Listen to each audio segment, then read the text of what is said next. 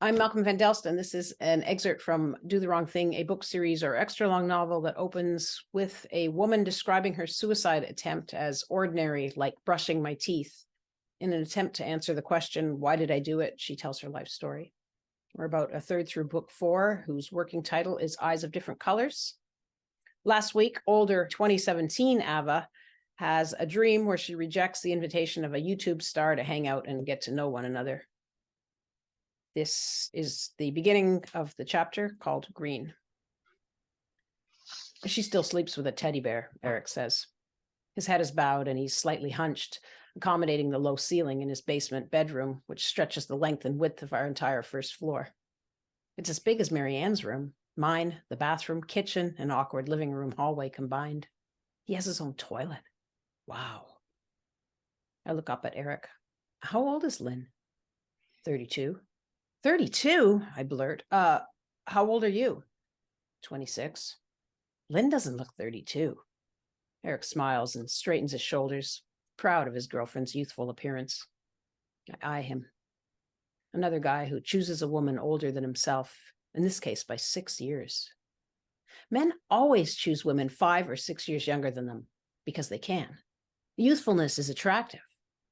Yet Rob in high school, Matt and Release, and now Eric all went out or go out with older women. And it's not that they can't get younger women. Rob and Matt were both attractive, hardly losers. I gesture towards a dartboard leaning against a room divider. Are you going to put that up? I laugh. Heh, heh, heh. Eric's nerdy laugh sounds like he's saying heh, heh, heh, not actually laughing. No, this is my stuff from my last place. It's abnormal, isn't it? Lynn bringing her teddy bear over here?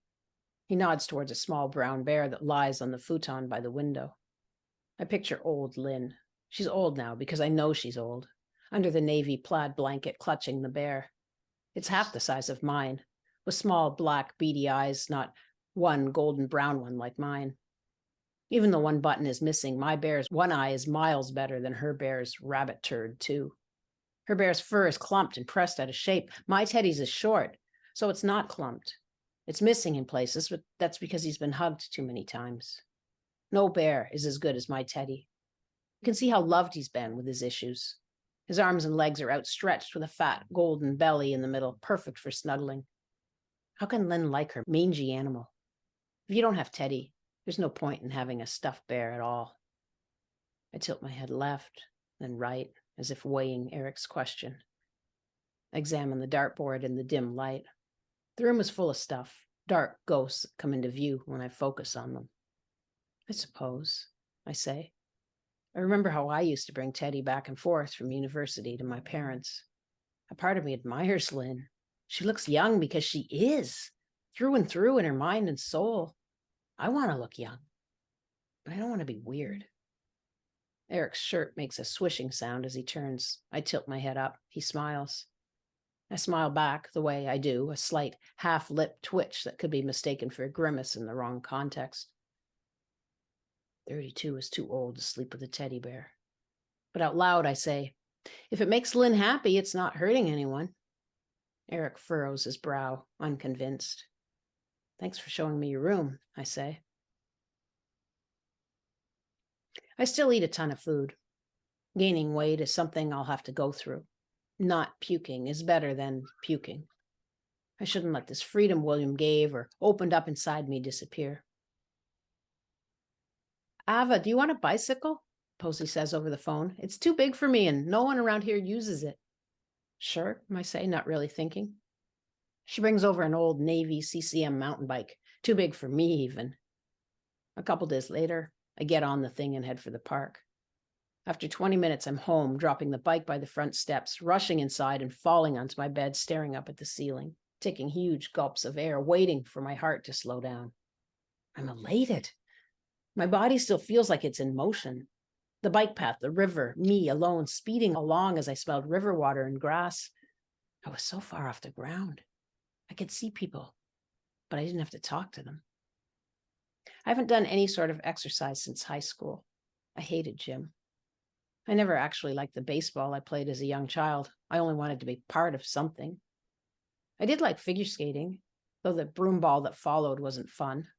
A girl's version of hockey with brooms instead of sticks and no skates. Yes, it's funny that we girls were given brooms to play with, as if we were already housewives, as if grace and dance were for the very young, while older girls needed to be disabused of any notions about what they could become. Working class girl, man your broom. A week later, 20 minutes is easy. My Doc Martens and the black leather jacket June gave me look out of place in the park, but who cares? I'm having fun. Alone. William cashes my check. There. I owe him nothing. August 27th, 2017, 8:51 a.m. As I jog, it disrupts my thoughts. I'm trying to work out how to help my friends' kids without alienating my friends, who are alcoholics. Help my friends is the answer. But before I get to that, the music interrupts my thinking. I pass an old Asian couple. Nope, they're not the source of the music. It must be the three younger guys up ahead. As I near them, I see the speaker in the mesh of the third guy's backpack. They're not even listening to their own MP3s, but a radio station, top hits of today or something. The closer I get, the louder the music is. I aim to pass the guy with the speaker right to his left, close enough to graze him with my elbow. In the end, I don't touch him, but scream, "Boo!" when I'm right beside him. He looks surprised, but not scared. I keep jogging. A few feet ahead, there's a crosswalk. The signal turns red. I look back. The guy is angry now. Shit. I jog in place, all casual-like. I don't want him to know I'm scared. The people at the crosswalk look at me. They must have heard me scream. I look back again. The guy with the speaker steps threateningly forward, staring at me and balling his fists. My heart speeds up. Why didn't I think before yelling boo? Before the light changes, there's a break in traffic. I jog as nonchalantly as possible through the crosswalk. I'm now on a block where there are few people. I look back. The guys can't cross because of traffic. I speed up. Shit. I pass 3 pedestrians. Good. If there are witnesses, the guys will be less likely to attack. But there are enough dead spots and a shopping center parking lot on one side of me. I speed up again. Now I'm at the bus loop. Awesome.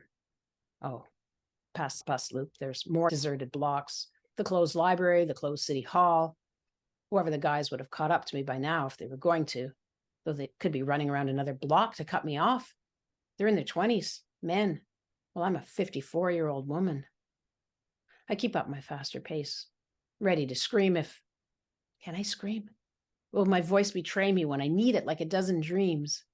I start to rationalize my behavior. It's good that I yelled at them, stood up for my right to a quiet park. Those stupid music players are everywhere. I'm jogging faster now. This is healthier. I'll become stronger.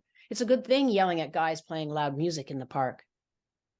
What if they round the corner at the next block, pull me into one of the abandoned lots underneath the SkyTrain and beat me? Why did I do it? No, it's good. What if I become known in my neighborhood as the old jogging bitch? What if months from now I'm dragged behind the transitional housing complex and pounded? There's that other guy from the SkyTrain that I asked to turn his music down. He was pissed. And even though other riders agreed with me, someone even calling the transit police to kick him off, I've seen him in my neighborhood. Thank God I was wearing my old, distinctive cat-eye glasses that day. I don't think he'll recognize me if we run into each other.